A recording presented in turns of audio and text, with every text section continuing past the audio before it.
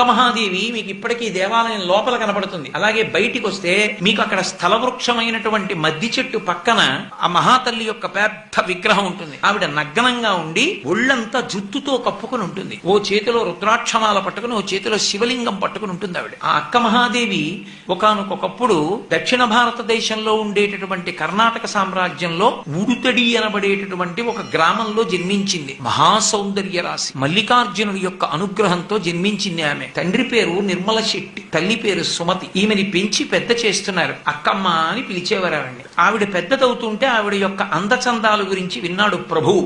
అక్కడ ఉన్న రాజ్యాన్ని పరిపాలించేవాడు కౌశికుడు అని పేరు ఆయనకి. ఆయన జైనుడు, ఆయన శైవమతావలంబకుడు కాడు. ఆయన ఈమె అందచందాలు తెలుసుకుని ఆ గ్రామానికి వెళ్లి అక్కమ్మని నేను పెళ్లి చేసుకుంటానన్నాడు. తల్లిదండ్రులు ఇవ్వడానికి ఇష్టపడలేదు. ఈమెమో శివభక్తురాలు, ఆయనేమో జైనుడు. శివార్చన లేకపోతే ఈమె బతకలేదు, కాబట్టి మేము పిల్లనివ్వమన్నారు. పిల్లనివ్వకపోతే మీ అమ్మాయిని మీ కుటుంబాన్ని కూడా ధ్వంసం చేస్తానన్నాడు. తండ్రి అక్కమాంబ దగ్గరికి వచ్చి ఏడ్చాడమ్మా, ఇలా అంటున్నాడు ప్రభువు బలవంతుడు, ఎదిరించలేనని. ప్రభువుని పిలిపించండి, నేను మాట్లాడతానంది ఆవిడ. ప్రభు వచ్చాడు. ఆమె బయటికి వచ్చింది. ఆమె అందచందాలు చూసి నిరుత్తురుడైపోయాడు ప్రభువు. ఆమె అంది, నువ్వు శైవుడవైన నాడు నేను నిన్ను వివాహం ఆడతాను, జైనుడిగా ఉన్నంత కాలం వివాహం చేసుకోను. నువ్వు శివభక్తి నా కోసం కృతకంగా అనుకరించడం కాదు, శివుడి గొప్పతనాన్ని పండితుల దగ్గర తెలుసుకో. తెలుసుకుని శివభక్తి ఎందు తాదాత్మ్యత పొందు. శివలింగార్చన నువ్వు కూడా చేసిన నాడు వివాహం చేసుకుంటాను. నీకు అనుమానమైతే నేను వేరొకరిని వివాహం చేసుకుంటాను, ఎక్కడికైనా వెళ్ళిపోతానని నీ అంతఃపురానికే వచ్చి ఉంటాను. కానీ ఒక్క నియమం,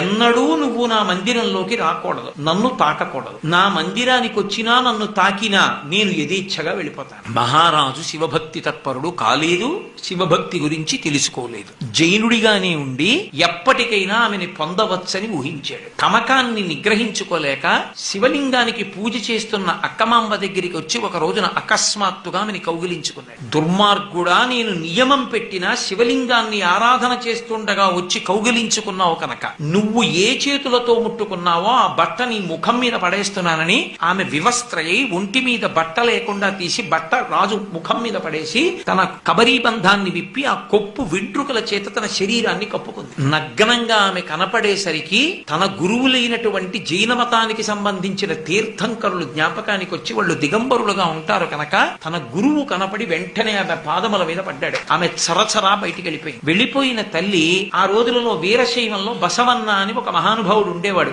యథేచ్ఛగా ఆమె ఒక్కతే అరణ్య మార్గంలో శివనామ స్మరణ చేసుకుంటూ వెళ్ళిపోయింది.